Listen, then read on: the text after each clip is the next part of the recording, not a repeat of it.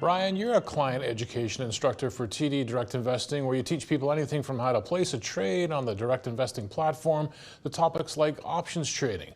I've heard some option strategies can enable you to profit from a stock without actually buying the stock. Walk us through that. Well, yeah, that's the tricky part, Greg. I know those that are used to buying stocks, you're just buying the stock, you're buying the number of shares, and you're selling the stock, hopefully at a profit at some point.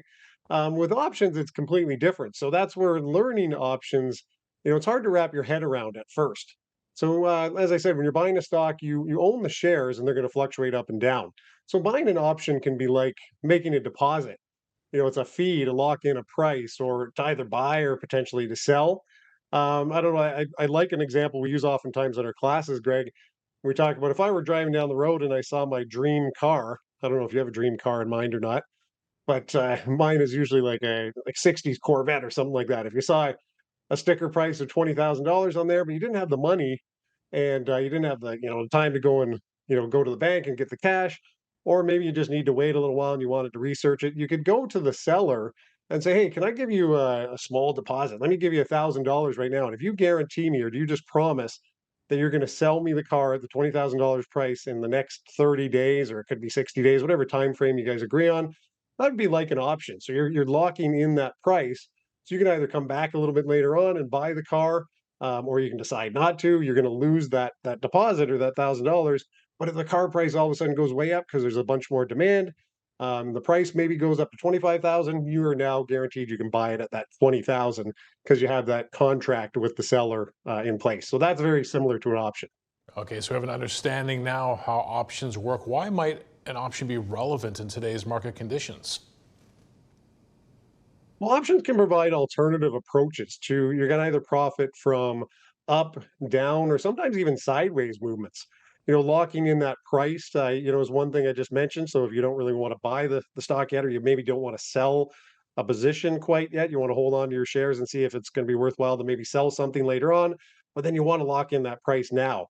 There are even strategies where you can lock in a price to sell, so you can protect a stock that you currently own, or even speculate that the market's going down.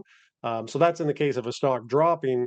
Options could be used to potentially lock in a price that way as well. So there's a number of different ways that give you a lot of flexibility with options that you wouldn't have necessarily with a stock. Okay, let's go a bit deeper now. For someone who's just starting to trade options, tell me about one of the most basic option strategies. Well, that example I gave you is similar to what's called buying a call option, the one with the car example. We can dig into that a little bit deeper here, but buying a call is a trade where you temporarily own the right to buy the stock at a certain price. And when I say temporarily, there is an expiration date. So that's a key difference between buying a stock and buying an option. You're only going to have it for a certain period of time. So if the stock price increases, you can sell that right for a higher price potentially. That's more probably the most common thing that happens with most options. Or you can buy the stock at that lower price. Hopefully, if the stock did increase significantly, you can now buy it at that locked in price. So the faster the stock moves up, or and the higher it goes, the more money you're going to make. So although there is a big risk there because there is that time component also. If it doesn't move your way, it just kind of goes the opposite way. You could lose 100% of whatever you paid for that option contract. All right, so we're getting deeper now into options. I think it's time, Bryan, to see an example with some numbers attached to it. Well, Greg, yeah, we love our examples, and we're going to use WebBroker today. So I'm going to jump into WebBroker and show you the platform, show an example of using real-time numbers and a tool to test the pricing of an option. First, to start, what we want to do is we want to select the underlying stock, which I've already done. So you can type in up here, you can type in, whatever, Home Depot, Apple, whatever stock you're interested in.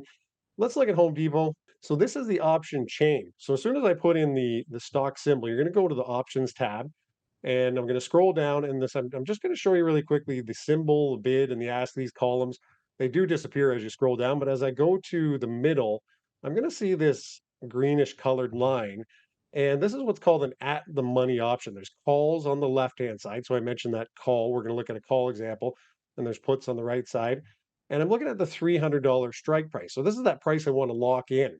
So I'm going to go up to the top a little bit further, and I'm going to go to a time frame. If I want to go to maybe roughly about 30 days or so, I could go to say like June 2nd.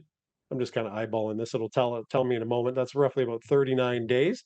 So if I scroll down again, and I want to buy a call that's going to lock in this $300 price. If I think Home Depot is going to go up to say 320 or 330 in those 30 days, it's going to cost me, this is the ask right here. It's going to cost me roughly about a little over $1,000, roughly $1,060.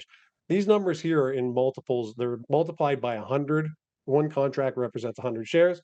So it's going to cost me about $1,060.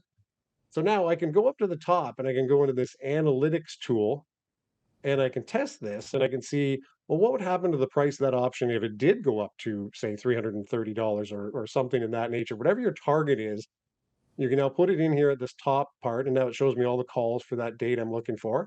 I'm going to type in, say, 330. I'm going to leave everything else the same for now. I'm going to click on calculate. And then you're going to see in the theoretical value here, this is what we want to happen if we go back down to that line. So roughly we have about $33.88 is what that option price is going up to. So you're almost tripling your money if that stock goes up to where your target is. Okay, what's the maximum risk here, though, Brian, if you're playing an option this way? Great question as well, and something to be aware of too, because you want to know the risk and reward. The risk is that you could lose that full $1,060. The nice thing is that it's defined risk. You're going to lose that roughly that full amount potentially. You could lose 100% of that if the stock doesn't move above your price by that expiration date. All right, Brian, quickly before I let you go, you're going to be back next week on Money Talk. We're going to continue the discussion about options. Also wanted to mention that TD Direct Investing is holding an options month in May where the audience can join in. Tell us a bit about that. Yeah, it's the options education month, so it's going to be a full month long of classes. There's going to be master classes, webinars, so something for all kinds of different levels. Way of getting started up to choosing your right options path. There's all kinds of different strategies. So take a look. You can register at www.td.com/OEM and see if you can find something that interests you.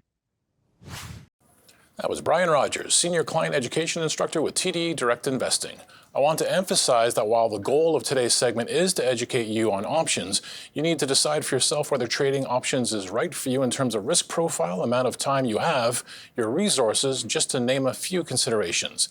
Any information we provide does not constitute financial, legal, tax, or investment advice.